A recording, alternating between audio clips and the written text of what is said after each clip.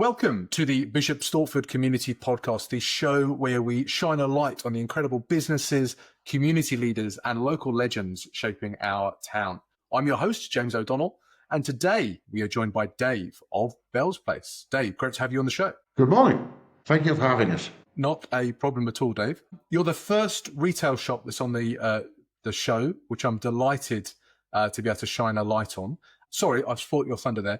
For those of us who don't know who you are and what do you do, who are you and what do you do here in Bishop Stortford? I'm Dave of Bell's Place. Bell is my wife. Unfortunately, she can't be here. I do apologise. We run a shop that has ethically sourced, fair trade, handmade, natural, chemical-free goods that we think are beautiful, and hopefully people will be interested. Fantastic. And whereabouts in town are you? So we're based on the Dells, which is between Jackson Square and the town centre. So if you go up your Crew Clothing, hang a left, and you'll find us down there in a two-storey building with a very lovely traditional Georgian shop window. How long have you been there for? We moved in August, but previously we spent almost 2 years on Bishop Stortford Market. We had a stall outside Fat Face every Thursday and every Saturday. And then somehow we managed it, we ended up in Jackson Square for about 5 months. I'm just squatting in Starbucks and Sainsbury's. And then, I still don't know how we've got where we are, but we're in a wonderful shop now, and we're having the time of our lives. That sounds great. What was your spark for starting up a shop in Stortford? You know, it's not the easiest career move to make. The spark for the shop itself, the thing for the shop, is Bell used to be a teacher, and teaching is extremely stressful. And with other things that were going on, she started finding things very, very difficult. So she found natural ways to help her deal with that around aromatherapy, herbalism, and moving into the more esoteric and spiritual things as well. And then when we met 4 years ago, it was something that she didn't really speak about. It was something that she kept very quiet. She was almost embarrassed about, and I wasn't having that. So we decided to turn it into a business. So we make a lot of our own things, but everything that we make has a value, whether it's physically, emotionally, or spiritually. But don't worry, they're not all. You have to feel all the values. Yeah, and Bishop Stortford, we live 4 miles away, so Bishop Stortford is our local town, and it's such a wonderful town. It's got so much energy, and we tried. We tried the stall in several different places, Bury St Edmunds, Cambridge, Haverhill, and Bishop Stortford were the only place really where there was much interest, where it really took off. So that was a really, really happy accident for us. Yeah, so I mean, Bishop Stortford, as I say, where I come from is a very small market town near in West Yorkshire. I remember when I was younger, there was a massive, vibrant market, and the whole town. It'd take you 2 hours to walk around a small town because your parents were constantly bumping into people that they knew, and there was a massive sense of community.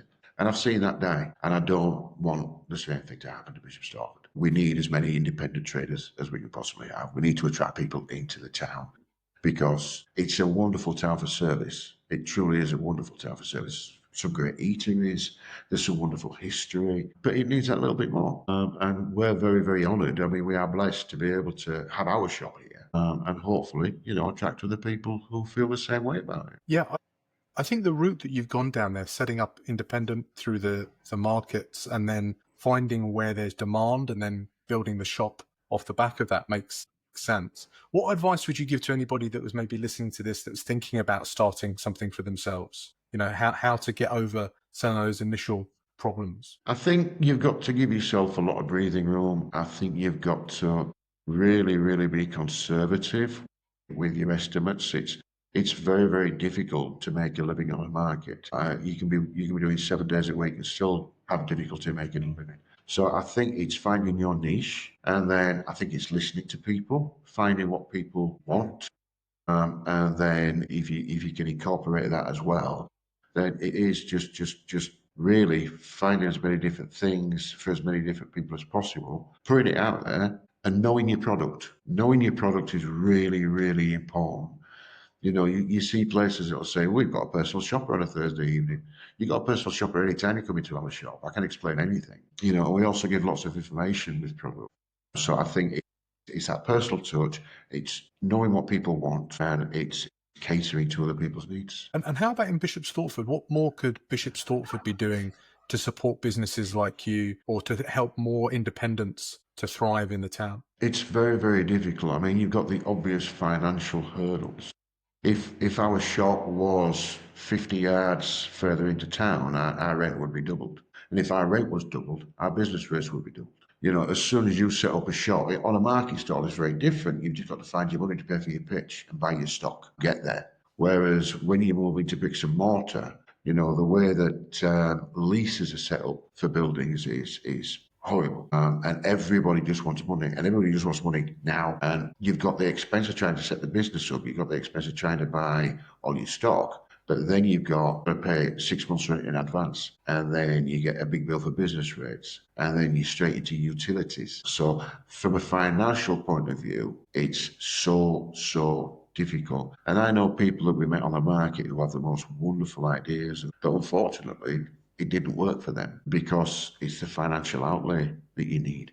And, you know, the government does do some wonderful loan schemes that really do help businesses. But it's everything else around it. It's the expense. And that is the biggest hurdle, especially in Bishop Stortford, because shop rents are so high in Bishop Stortford. It's really difficult. I think that's why shops in Bishop Stortford are usually quite expensive as well. And I don't mean that in a negative way, but, you know, you've got all your overheads to cover. And we've had to become VAT registered as well, which is another big thing. So if somebody sees something at £100, £20 of that is VAT.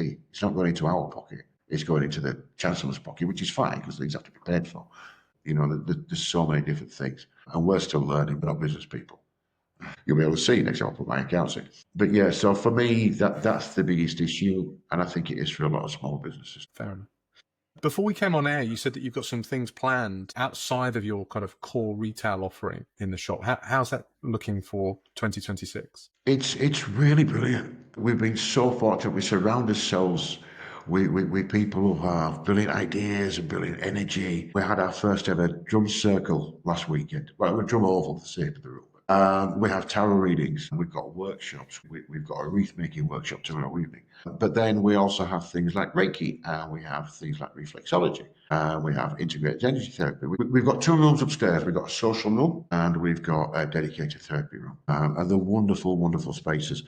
And we work in a very different way to the traditional way. We don't charge for the room. We don't charge for the chair. We let people come in and use the facilities and let them get their experience and let them get themselves off the ground. And hopefully when they do that, they can reduce their rates.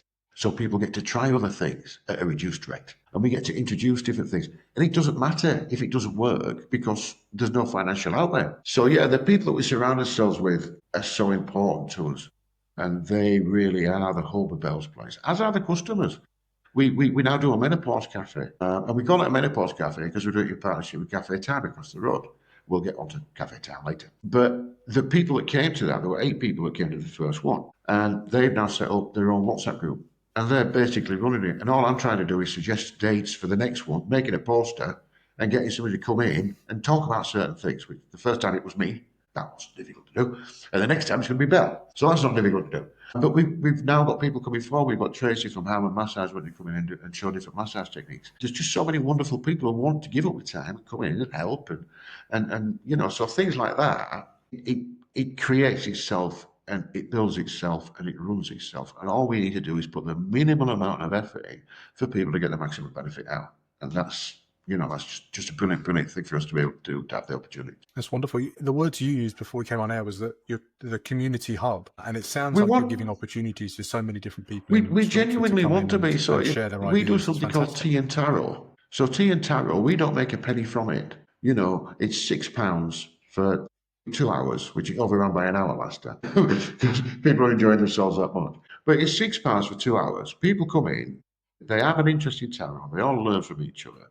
There's homemade cake from Café Thyme, and it's just a wonderful evening for people just to come together with one thing in common. And by the time they leave, they've got half a dozen things in common. And, you know, next time they come, they might be with a completely different group and build up relationships with those as well. And it gives people an opportunity to build up friendships and relationships, support groups. So we got lots and lots of things like that, you know, that you can't find anywhere else. And again, they're very much led by our customers. They're very much led by what people want. If people come in and say, "Can you do anything around this?" and it's like, "Yeah, of course we can. Let's do it. It's brilliant." Yeah, things like that are just really, really wonderful. And it costs us our time and a bit of electric. It's no skin off our nose at the end of the day. It's just good. A great way, though, as you say, to bring the community together. If people are listening to this and they haven't popped in to see you, who are the people do you think that would get the most out of popping into Bell's Place? Anybody and everybody. Hopefully, there's something for everybody. You don't have to be spiritual. You don't have to be into aromatherapy. You just come and find something that you really, really love. If people are going through difficult times, we can help. We don't cure anything, but we help with the symptoms of things. So if somebody's going through a stage of depression, at the moment, a lot of people are going through SADS, season affective disorder. We can find something to help pick you up. And if you walk out feeling better than when you walked in, we've done our job. Whether you bought anything or not, and that for us. So I think there's something for everybody. I genuinely do. We get small children coming in and buying £1 tumble stocks. Then we'll get people coming in and buying beautiful candles. We'll get people coming in and buying, phone holders, crystal lights. There's something hopefully for everybody, and everything shares that it's esoteric, it's ethical, it's fair trade, it's well made, it's really good quality. And now we've got we've got a range of things that are made in Bishop Stortford as well. So we've got some beautiful ceramics that are made in Bishop Stortford. We have some wonderful knitted snowmen and bells that are made in Bishop Stortford. A range of clothes coming this week that a lady makes in Bishop Stortford. So we have so many things, including locally made. We've got the most beautiful jewellery that's made from tree branches that have fallen around town. And it's amazing. Everything's unique and everything's a one-off piece. So there's, as I said, there's something with gold, silver, gemstones, crystals. It's fantastic because you're bringing together the real, support independent. You're supporting other artisans locally that are creating things. Yeah. You're creating that kind of retail community hub space, which is exactly what we all should be trying to support as much as we do it because we love it. We're really, really blessed, really, really fortunate to be able to do what we do. I don't come to work every day. I attend the shop, and as I say, it's just brilliant. And when people bring things in and show them to us, it's just like, yeah, I can really, I can see how beautiful that is. I can see the work that you've put into that. I can see how well made it is. Let's just give it a go. Fantastic. That's awesome. Dave, one more time, whereabouts are you based? We're based on the Dells, so opposite Café Thyme, next door to where Party Box used to be. So if you come down the high street and you see Crew Clothing or Card Factory, there's a giddle in between there. Just walk down there and we're the first shop on your right hand side. So they could pop into Café Thyme, grab a coffee, pop over to see you, see what's going on. I would encourage that wholeheartedly. We're going to come to Café Thyme in a minute. But yes, they could. Dave, all right. Are you ready for some Stortford Spotlight questions? Quick pause. If you've ever looked in the mirror and just not felt like yourself, this one's for you.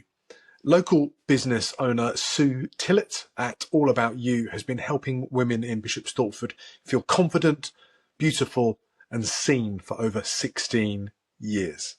From brows and lashes to wedding makeup and empowering masterclasses, it's not about trends, it's about you.